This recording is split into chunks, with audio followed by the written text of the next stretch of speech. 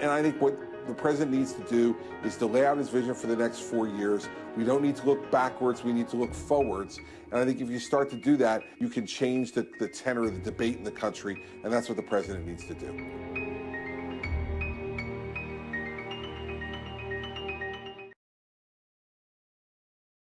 Good morning. I'm Bob Costa, the national political reporter at the Washington Post. Welcome to today's program. Our guest is former New Jersey Governor Chris Christie, two-term Garden State Governor, a Republican, a former presidential candidate, former U.S. Attorney. He ran President Trump's transition team for most of 2016. He's also the author of Let Me Finish, his memoir of his time as governor and his time alongside President Trump. Governor Christie, thanks for joining us from your own Jersey Shore bureau. Thank you. Thank you, Bob. Happy to be with you. Governor, you're one of the few people the president listens to on the outside on political matters. And I love this item I saw in the New York Post the other day by Cindy Adams. She said you were at a, quote, come to Jesus meeting at Bedminster, the president's golf club in Jersey, with President Trump. How did that go? And did the president decide to make any changes with his campaign? Well, listen, as you know, Bob, I've always taken the position that the consultations that I have with the president are between me and the president. I can just say this. I think the president is really focused on the next 95 days, really focused on trying to make sure that he lays out his vision to the American people for what he wants the next 4 years to be.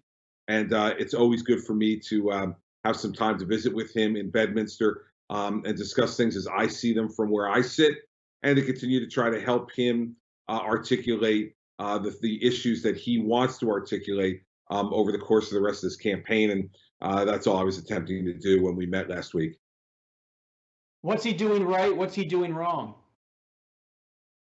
Well, I think for the most part, in the last week or two, I think his focus on the coronavirus has been good. I think his focus on, encouraging the American people to wear masks, to letting them know that we're going to be in this for a while and we have to remain strong and resolute about it, I think are all things that are very, very important. I think the biggest thing he needs to do that he has not been doing as much as I'd like is to articulate a vision for the next 4 years to contrast with the Biden campaign, which is so far, for those of us on the East Coast, Bob, it's kind of the Seinfeld campaign.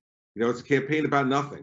All it is a campaign about, don't reelect Donald Trump, but you don't hear a thing about what Joe Biden really wants to do with the country for the next 4 years in any great detail, except for his, 110-page manifesto with Bernie Sanders. So I think, I listen very carefully, Bob, to the way the Biden campaign is being received, especially by progressives in the Democratic Party, by listening to one of my Sunday show partners, Yvette.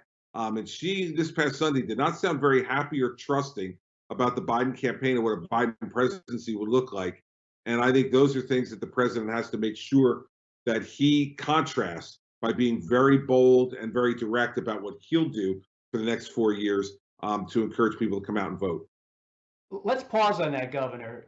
I was with the president in Texas this week. He is not talking about Vice President Biden on the stump for the most part. He's talking about the racial injustice protests. He's talking about cities like Portland. He's talking about Representative Ocasio-Cortez. Why is he resisting that spotlight on Biden that you're recommending? Well, I'm not really recommending a spotlight on Biden, Bob. What I'm saying is that I think the way to spotlight Biden is to talk about what you want to do for the next 4 years, to contrast with the fact that Biden's not talking about much of that at all in any specificity. None of us really know what a Joe Biden presidency will be like, because I don't even know is he going to move if he won to the White House out of the basement in Wilmington, or is he just going to stay in the basement in Wilmington? I don't think he's even promised us that yet. Will he actually move? or is he too afraid to move? So, listen, this is a campaign where the president has to lay out his vision. And when he does that, that will force, in my view, Vice President Biden to come out and lay out his. Then you have a binary choice. And when you have a binary choice in this election, that's the kind of election I think Donald Trump can win. He cannot win a referendum election. He can win a binary choice election. Why can't he win a referendum election? I think it's hard for any incumbent to win a referendum election, Bob, especially when you're going through some crises. Now, even the Democrats wouldn't blame President Trump for creating the coronavirus. I think even they will back off from that. And the economic crisis that has occurred as a result of the coronavirus, again, not his creation. But when you have those kind of twin crises, and then you add on to it the racial unrest in the country, which has been caused, in my view, by two factors. Number one, the murder of George Floyd, and that being an indicator of police misconduct across the country in many places. And two, the coronavirus lockdown. And I think all of the tension and stress and depression that's caused in the country, and by depression, I mean mental depression. I think those two things causing that third crisis. It's very hard for an incumbent to win a referendum race when there are crises going on in the country. You need a situation on a referendum race like Ronald Reagan had in 1984, where the country, everything was going wonderfully. The country was at peace. Prosperity was at unprecedented levels. And then it's a referendum race because the public doesn't even care who the opponent is. They so love the current president. When there's crises going on, that's not what's going to happen. Governor, I know you don't want to talk about the details of that Bedminster meeting, but that scene of you and Jared Kushner and Bill Stepien, your former aide, now the campaign manager, sitting across from President Trump having a conversation. You have to wonder, as a reporter here, is the candidate on the same page as his own campaign when it comes to all the things you're talking about, messaging, strategy? Well, I'm not going to get into, as you said, Bob, I'm not going to get into the specifics, but let me just answer your question, since as a reporter, you're endlessly curious. The answer is yes. He is on the same page with the people who are advising him now, and I think that you'll continue to see that happen over the course of the next 95 days. Most Americans don't know Bill Stepien. You read your book, you call him Step throughout the book. He's been one of your political aides, not current, but one of your aides for years. He's run your gubernatorial races.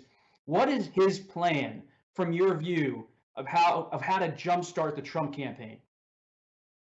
Well, that's the great thing about Step. I don't think he will see it as his role to jumpstart the Trump campaign.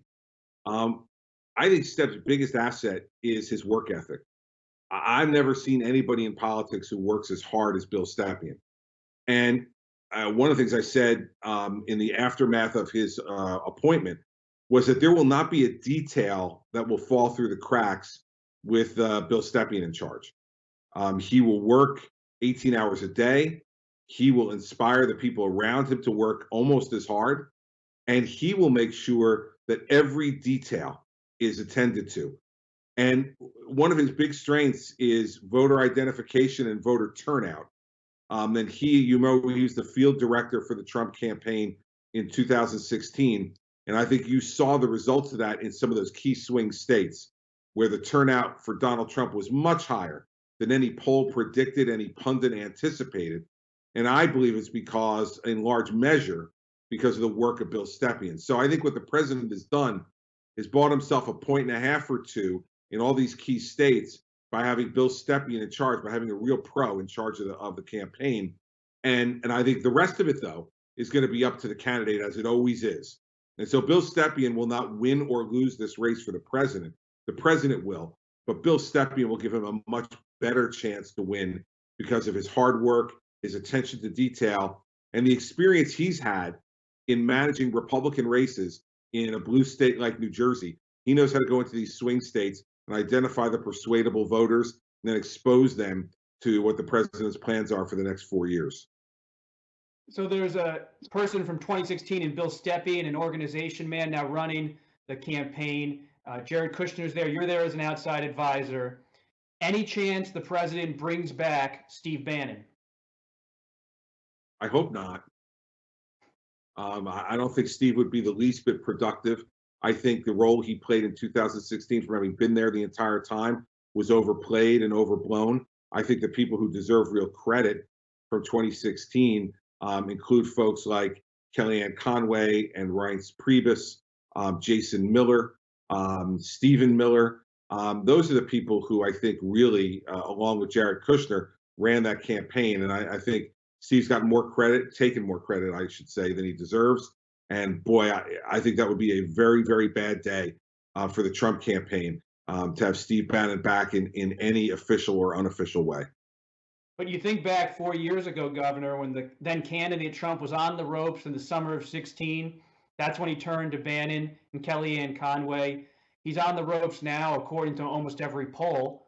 So do you see him taking any dramatic action in the coming weeks to bring on someone like Bannon, if not Bannon? I think he did take some dramatic action, Bob. He fired Brad Parscale and he hired Bill Stepien. And that's pretty dramatic action, first off, to change your campaign manager about 115, 120 days out from a general election campaign. And secondly, Kellyanne Conway's still there. Yeah, I believe he's still doing digital work for the campaign, is my understanding. And still working on the digital aspect, which is the way he came into the campaign.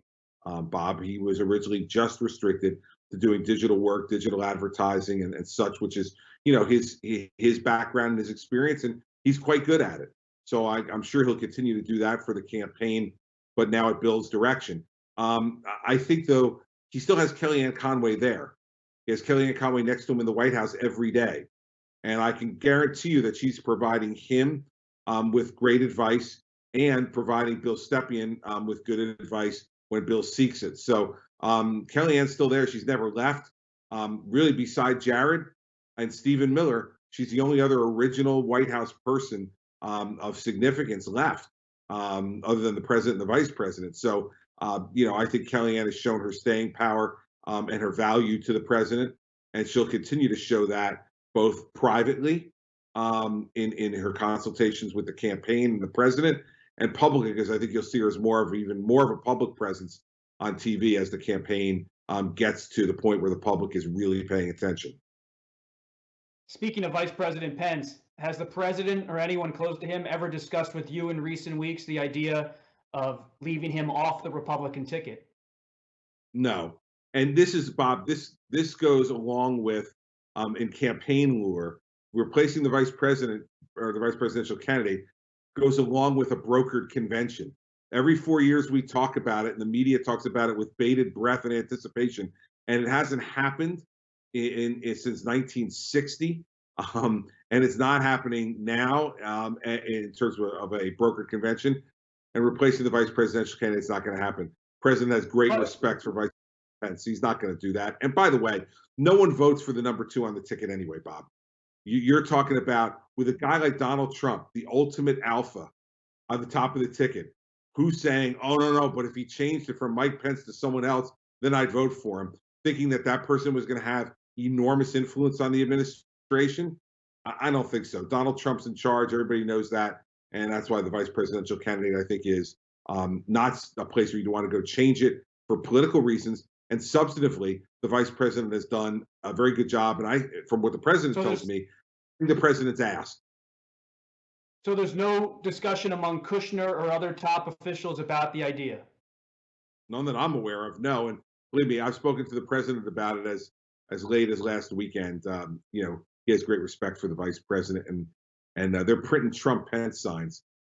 So that's moving forward. Has debate prep started? No, not formally. It has not. I've been able to have some conversations with the president about it, but it's a little bit too early to start that. You played well. You're always careful of saying you didn't play the role of the antagonist in debate prep in 16, but you played a counter, let's say, during those informal sessions at Bedminster and elsewhere. Do you expect to have a similar role this time around?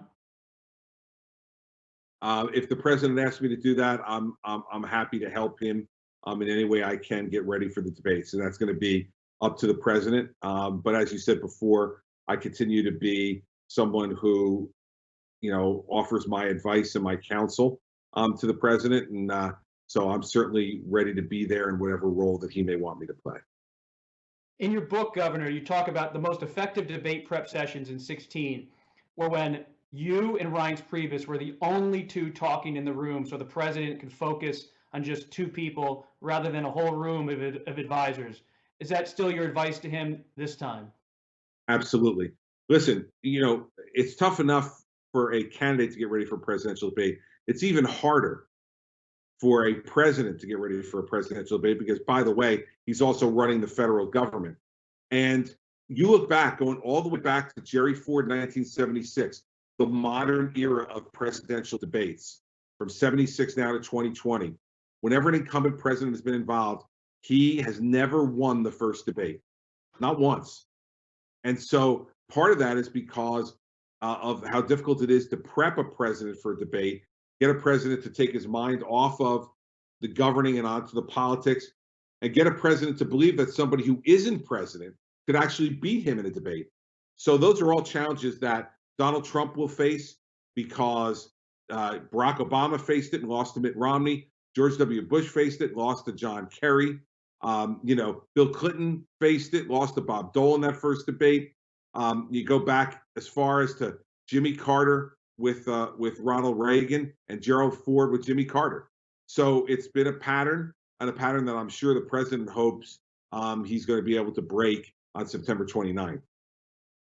How are the negotiations going with the Commission on Presidential Debates? Is the president committed at this point to showing up to all three debates? I think the president would love to have more debates if they could work out the timing. Because remember something, Bob, a lot of people are going to start voting before September 29th. And the idea that they will have not seen one presidential debate by then, to me, seems ridiculous. So I think we should either move the dates up or add additional debates between the president and the vice president, given the phenomenon of early voting that occurs in so many states. So I think you'll absolutely see the president on stage for all three of those debates. And quite frankly, I'm sure he'd love to have more of them. Is that in discussion right now, having an earlier debate expanding? Is there actually a chance of that happening? Because usually the CPD is pretty firm with its plan of 3 presidential plus 1 vice presidential.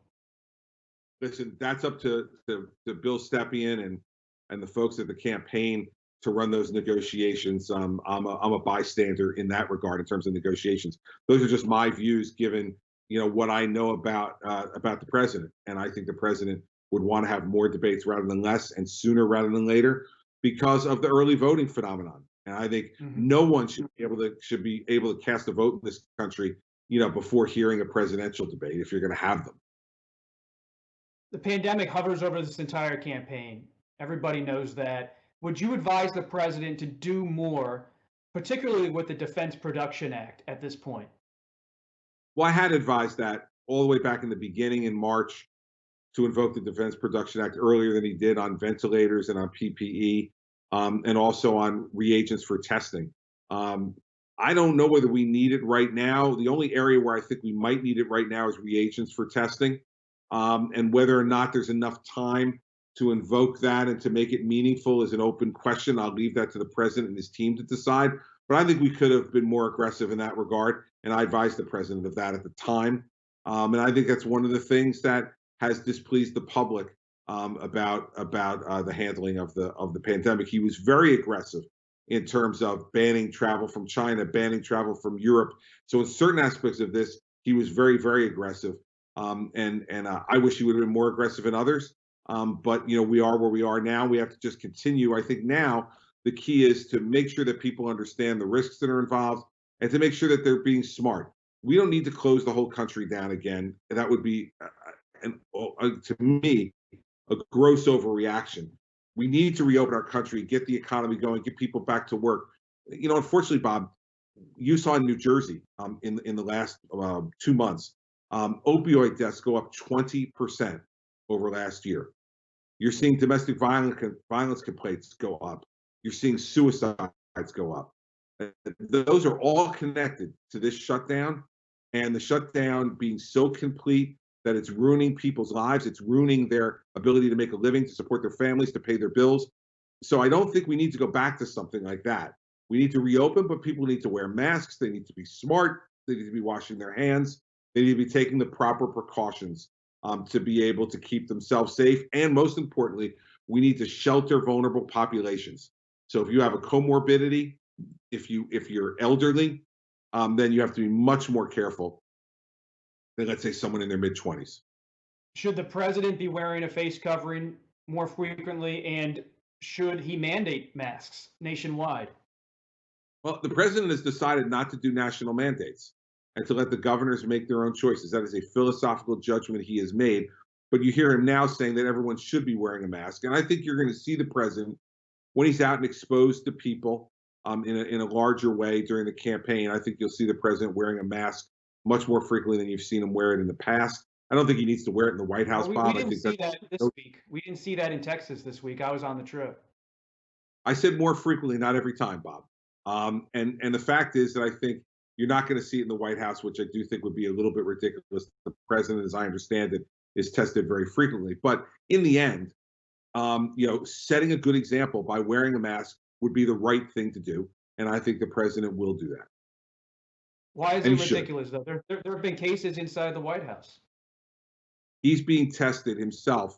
Remember, a mask is to protect others, not to protect yourself. Okay? The mask is not the type of mask that will bar anything from coming in that's out there. So what you're talking about is the president, if the president is being tested frequently, numerous times, in some instances, as I understand it, numerous times a day, then the likelihood of him having it, Bob, is highly unlikely. So the mask, remember, as my friend Andrew Cuomo says, is to protect others, not to protect yourself. And if that's the case, then the president wearing it inside the White House, I think, would be more for show than anything else. But outside, he should be wearing it. And let me be clear. I absolutely believe that it's the right example to set to be wearing a mask. And so you can debate the efficacy of it in certain circumstances, but you can't debate the fact that it sets a good example for the American people. You've had your ups and downs with Jared Kushner over the years, the president's son-in-law and senior advisor. What's your assessment of his handling of the administration's testing strategy? Well, I don't know. I mean, is it so that Jared is the person in charge of that? I don't know. I'm not there every day, and I can't make that evaluation. I can tell you that I know Jared works really hard at all the things that he's doing for the president every day. But in terms of judging all that stuff, I'm not there, and I'm not in a position to judge, Bob. You've often said, Governor, that the president is not being well served by his staff. You've said this over the years from time to time. What's your grade of Mark Meadows, the new chief of staff, so far? Listen, incomplete so far. He's really only been there, a couple months now, Bob, and I think, he's still getting, the ropes, getting used to everything, and working with this president up close every day is a much different experience than being one of his supporters on Capitol Hill. I'm sure the chief is learning that now. So I think it's how is he going to handle the difficult governing issues and advising the president on those in the midst of a presidential campaign. I don't think that we're going to be able to have a complete grade on Chief of Staff Meadows until probably after the election is over. Well, he's been there since actually earlier in the year. It's been far more than a couple months. Not really, Bob, because he didn't resign from Congress until I think it was April or May. So this has only been a few months. So let's give him some time to get himself acclimated there and working. And I've had great interaction with him. He's a very bright guy. But I don't think it's fair to judge somebody on what kind of job they're doing, on a minute-by-minute report card. I know the media likes to do that, and I understand why. It's interesting, but I'm not going to engage in that. Well, you're the one who's issued grades over the years, not necessarily an explicit grade, but you've certainly been frank over the years with your opinion on chiefs of staff. Sure. Once I have a conclusion as to how they did, sure, I've had opinions on his chiefs of staff and other members of his staff. But that's after I had an opportunity to give a full evaluation. Having been a governor for 8 years, I understand that you never know quite how good a staffer is after a few months. It's over the length of time that they serve you that you get a much better idea of that. So I'm not, believe me, I'm not dodging this, Bob. If I had a solid opinion based on fact, I would give it to you. But I'm just not going to, shoot off a grade just for the sake of shooting it Sure. off or opinion. So once I have an opinion on Mark Meadows, call me back. I'll be happy to give it to you. Check in. But right now, I think it's a little bit too soon, as I said, to give him a grade. You are a registered lobbyist now, Governor. Are you personally lobbying the president on any pandemic-related issue? Never have personally lobbied the president on any issue. So how does your lobbying life work now? Because you're an outside advisor of sorts, but you're also a lobbyist. How does that all work when you're working professionally as both a private practice and as kind of an outside political advisor? What I've advocated for are 3 New Jersey hospitals. So let's not make it seem like I have some huge lobbying practice, because I don't. But I have advocated for 2 causes that I care deeply about. The first is the 3 major hospital systems in New Jersey who were under enormous stress at the beginning of this pandemic, with New Jersey being one of the worst states in the country for the pandemic, to make sure that they got the pandemic relief that they deserved. And secondly, for a group of drug abuse treatment centers across the country called Clean Slate, which I've gotten to know through my friend Patrick Kennedy, and trying to make sure that we keep our eye on the ball on the opioid crisis in this country, and that folks like Clean Slate, who are providing ongoing substance abuse disorder treatment, make sure that they get taken care of as well in this crisis. So those are my only clients, where I'm talking to about anything regarding the pandemic or any other official lobbying. So we're not talking about a whole lot, and that does not involve anything other than things that I've advocated for across my career and things I've really cared about. You are a former U.S. attorney. You're close friends with Chris Wray, the FBI director. You actually pushed for him to be in the administration. As a former law enforcement official, do you have any alarm? Does it give you any pause to see federal agents in U.S. cities in the way the Trump administration's handling it right now? No, what gives me alarm is the fact that mayors and governors in those places have completely abdicated their responsibility to restore order to the streets. All of us are supportive of peaceful protesting, but that's not what we've seen in so many of these places, in Portland and other places, where you have people who are destroying private property, destroying public property, and we have to restore order in that instance. And when the mayors and the governors abdicate their responsibility, as they've done in Oregon and in Washington and in other places, then the federal government has an obligation to go in there and do that. So no, I have absolutely no qualms about that at all. The thing that does bother me is that these mayors and governors have put politics ahead of law enforcement. That should never happen. Let's go to one of our audience questions, Governor. This is from Alex Hanish from Virginia. He writes in, Tucker Carlson or Larry Hogan, what is the future of the Republican Party, or does it have one? Well, my guess is that Tucker's making too much money to ever go to politics. So I doubt we're going to see Tucker Carlson run for anything. Larry Hogan's a great governor. He's done an amazing job in Maryland under very difficult circumstances, first with the riots that he had to deal with when he first came into office, and now with the pandemic, not to mention his own struggle with cancer, which he survived. And so Larry Hogan, is a great leader of our party right now. He's chairman of the National Governors Association. The Republican Party has a huge future, no matter what happens in this election. There's lots of great people involved in the party, and if the president is reelected, which I hope he is, then we'll have his leadership for the next 4 years of the party. But if not, then there'll be a vacuum in the party in terms of leadership. That happens whenever an incumbent president leaves, and we'll see where it goes from there. What about your own future? Any thoughts about running for Senate in New Jersey? No. I think you've seen me say this, Bob, before. I have absolutely no interest in being in a legislative body. Not my personality. Not the way I like to operate in this business. I'm an executive branch guy. So the legislative branch can have it. That's fine. But it's not for me. Throughout your book, you have this kind of running joke that you don't want to be Secretary of Labor for President Trump. But if President Trump wins a second term, have you had discussions with him about possibly joining the cabinet as Attorney General? Absolutely no discussions about any jobs in a second term. Um, the president is also a pretty superstitious guy, and he would call that bad karma. You'll remember from reading the book, he didn't like talking about the transition in 2016 because he thought it was bad karma. He certainly is not going to be talking about any cabinet positions. And listen, I've been offered 7 different jobs in the Trump administration over the course of the last 3.5 years and turned them all down. So if there's a second term, as always, if the president calls on me to ask me to do something like he did as chairman of the opioid commission, I'll always listen. And if I think it's something I feel really drawn to and have a talent to try to help the country, I'll do it. But if I don't, I'm not looking for another title. Between governor, U.S. attorney, father, husband, son, I got plenty of titles, Bob. So I'm not going to take a job just for a title. If I really believe I can do it, I'll do it. And then I have something to contribute. If I don't, then I won't.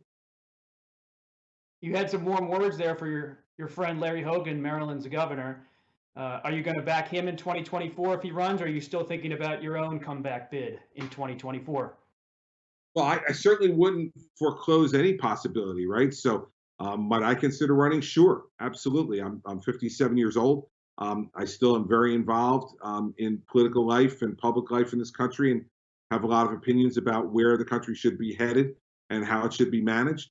So I certainly wouldn't discount, me running again in 2024. If I decided not to, and Larry decided to run himself, he certainly would be someone, near the top of the list for me to consider supporting in that regard. But man, I think the election's a good distance off. 2024 is light years away, so who knows what's going to happen. But that's why I wouldn't preclude any possibility for me, and I certainly wouldn't preclude supporting Larry either. He's a wonderful guy, a good friend, and a talented public official. And final question, as you think ahead to 2024, whatever you decide to do, when you read your book, some of your former aides, their names, were very uneasy about you backing President Trump in 2016. And some of your allies still to this day say it wasn't the right move. Do you have any regret about signing on to the president's campaign and being such a close advisor to him at all? Any regrets? No. And here's why. What I concluded, and I said this in the book, that after the South Carolina primary, I concluded that no one in that field was going to be able to beat Donald Trump, that Donald Trump was going to be the Republican nominee for president, and that I did not want Hillary Clinton to be president under any circumstances. And so I felt like it was my job, and quite frankly, the job of every other Republican, to get behind the choice of our voters. Listen, I didn't want Donald Trump to be the nominee, Bob. I wanted to be the nominee. So, it was not like I was a huge Donald Trump fan at the beginning. But the fact was, our voters overwhelmingly in Iowa, in New Hampshire, in South Carolina supported Donald Trump. And so my job was to go in there, and because of our relationship, having been friends at that point for over 14 years, I wanted to go in and try to help him become a better candidate and a better president. And so I have no regrets in bowing to the reality of the voters and to trying to make our candidate the best candidate he could be so I could prevent a Hillary Clinton presidency, and to make him the best president he could be so that we could improve our country. I think that's what patriots do. And so I have absolutely no regret at all about that. If I had to do it over again, I would do it exactly the same way. Governor Christie, we'll leave it there. Really appreciate your time as you take a little break from your family at the shore, and thank you very much.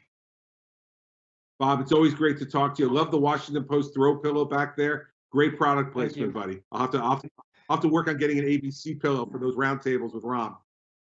Nice. I'll look for that on Sunday morning. Governor, thanks again. Thank you. And thank you all for joining us for this conversation. I've been covering Governor Christie since 2009, when he first ran for governor in New Jersey. When I joined the Post in 2014, my first assignment in January 2014 was to go cover him in Trenton when he was dealing with the Bridgegate issue. And I actually stayed at my parents' house. That was my first month at the Washington Post. So long history there as a reporter.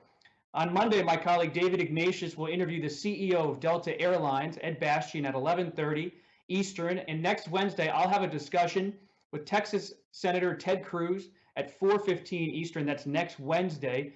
He was on the trip I was covering in the pool with President Trump on Wednesday this week. If you want to watch those programs with Ignatius or me and Cruz, you can head over to WashingtonPostLive.com and sign up and register for more information and details. But for now, have a great weekend, and we'll see you soon.